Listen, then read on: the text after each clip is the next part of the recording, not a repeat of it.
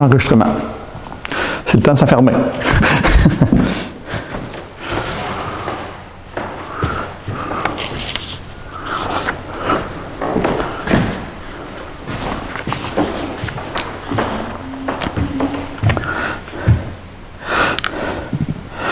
Commentaire du 22 janvier 3, 2.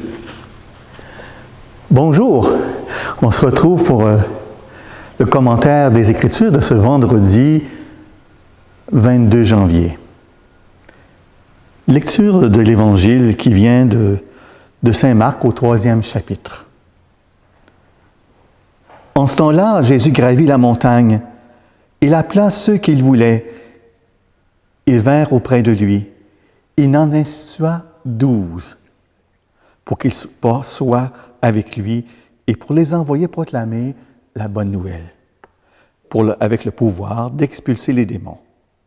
Donc, il établit les 12. Pierre, c'est le nom qu'il donna à Simon, Jacques, fils de Zébédée, et Jean, frère de Jacques.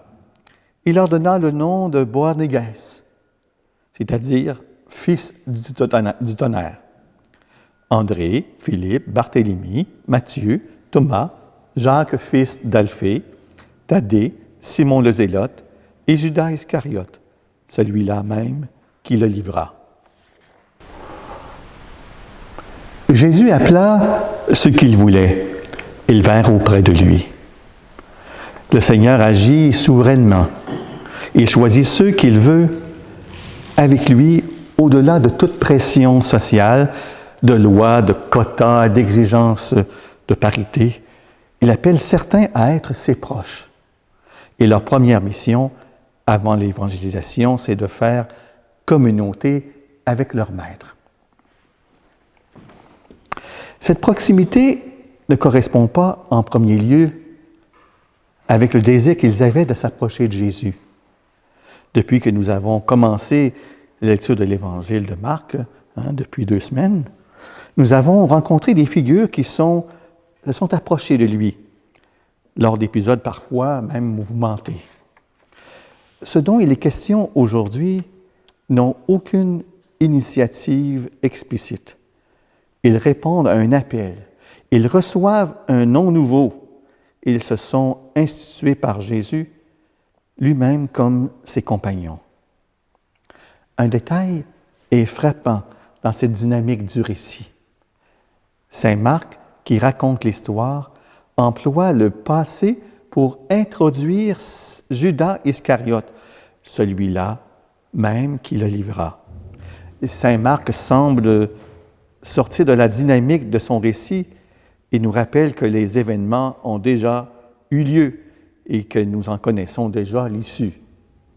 Voilà qui coupe tout suspense de l'issue de cette relation.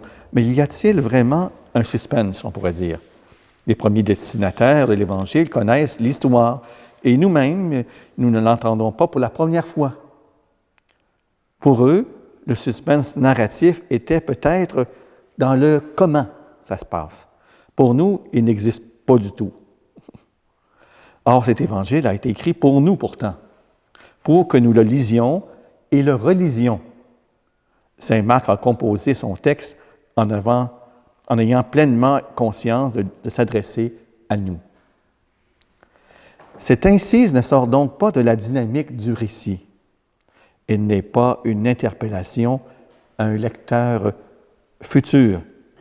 La narration montre simplement qu'il ne en sait plus que les disciples qui sont appelés. Et pourtant, on sait bien, Marc n'était pas là au moment du récit.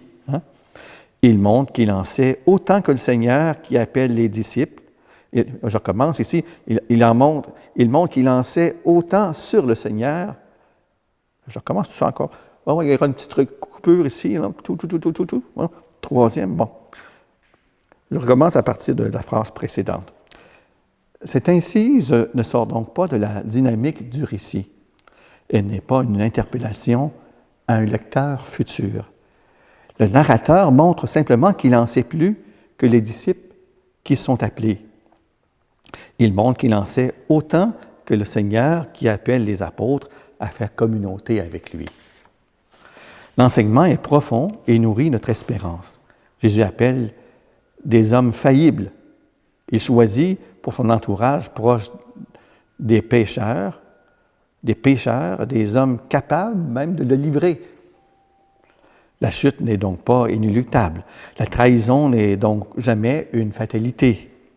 Si Jésus nous appelle, et nous sommes tous appelés, chacune et chacun à notre place, il nous donne les moyens de cet appel. Le secret de la réussite de notre compagnonnage avec Jésus est donc de garder les yeux fixés sur lui plutôt que sur nos limites ou celles de nos frères et de nos sœurs. C'est de lui que nous recevons la charité pour vivre ensemble et la force de lui être fidèle, car il est le seul fidèle et aimant.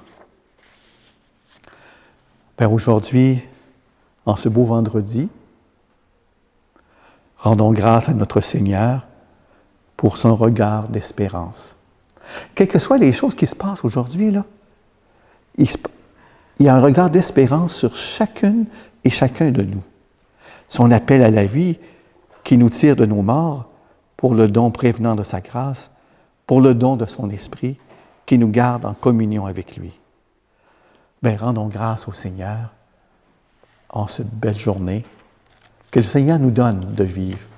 Il nous donne de vivre aujourd'hui, ce 22 janvier. Bien, rendons-lui la grâce. Amen. Bon vendredi.